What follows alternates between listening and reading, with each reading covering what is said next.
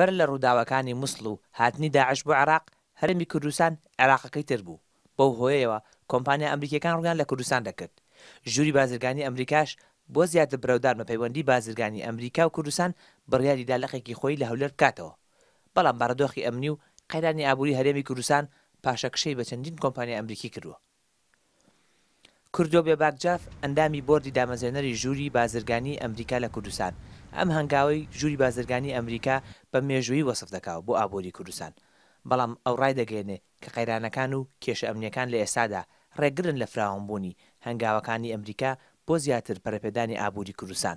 بزنسمانی کوردستان بەنسبەت لەگەڵ پەیوەندیمانەبێ لەگەڵ هەموو ژووری بازرگانەکان لە هەرێمی کوردستان هەموو بڵێ بەعزێ منەزەماتی NGO ئەمانە کە بیانەوێت تەطویر بە زۆر مەجالات بکەن بیبەنە پێشەوە هەمان کات بزنسمانەکانی کوردستان کە بیانەوێت پەیوەندی لەگەڵ ئەمریکایە بکەن هەرچی ئاسانکەریە بێ ئەتوانن لە ڕێگەی ژووری بازرگانی ئەمریکیەوە بۆیانەکرێت.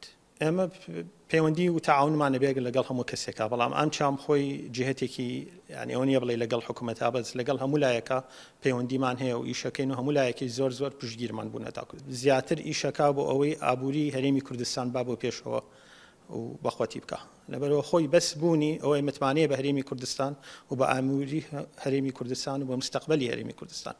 وەکو ئەو برادەریشم ستیڤ لوتس لە ژووری بازرگانی ئەمریکەوەتی ئەمە شتێک نییە بۆ ئێمڕۆ سبەینێ و ساڵی داهاتوو بێ ئەمە شتێکە بۆ مستەقبەل و هەتایە دروستێک. بوونی هەڕەشەی تیرۆر لە سنوورەکانی هەرێمی کوردستان پاشەکشەی بەدایان کۆمپانیای ئەمریکی کردووە. بەڵام ستیڤ لوتس بەڕێبەری باڵا لە ژووری بازرگانی ئەمریکا بۆ کاروبای ڕۆژهەڵاتی ناوەڕاست ئەم دۆخە بە کاتی وەسف دەکات. کردنەوەی ژووری بازرگانی ئەمریکی لە هەولێر بۆ قۆناغێکی کاتی لە ئێستا داوەستاوە بەڵام ئەوە لە ئایندەدا کاریگەریەکی زۆری دەبێت لەسەر بوژانەوەی ئابووری کوردستان. ژووری بازرگانی ئەمریکی لە کوردستان هەنگاوێکی گرنگە. ئەوە هاوبەشی ژووری بازرگانی ئەمریکایە لە واشنگتۆن وەک پردێک ڕۆڵ دەبینێت لە نێوان بازرگانانی ئەمریکا و کوردستان وە کارەسانیە کات بەهۆی کۆمپانیای ئەمریکیەکان بێن لە کوردستان و بەرهێنان بکەن بۆ ئەمە هەنگاوێکی مێژوویە.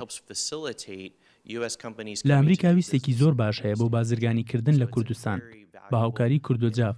ئێمە سەرقاڵی دامەزراندنی ژووری بازرگانی ئەمریکاین چونکە ئێمە ئازانین ئەم ناوچەیە بۆ بازرگانی ئەمریکی زۆر گرنگە و ڕۆڵی ئێمە کار ئاسانیکردنە بۆ ئەمە.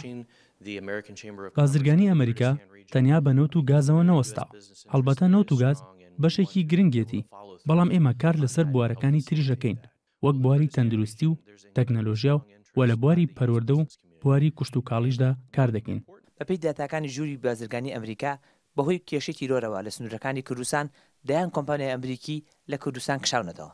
بەڵام هەندێک لە کۆمپانیەکان قەیرانی دارایی و نەبوونی توانای حکوومەتی هەرێم بۆ دابینکردنی بودجەی پێویست بە هۆکاری سەرەکی دەزانن.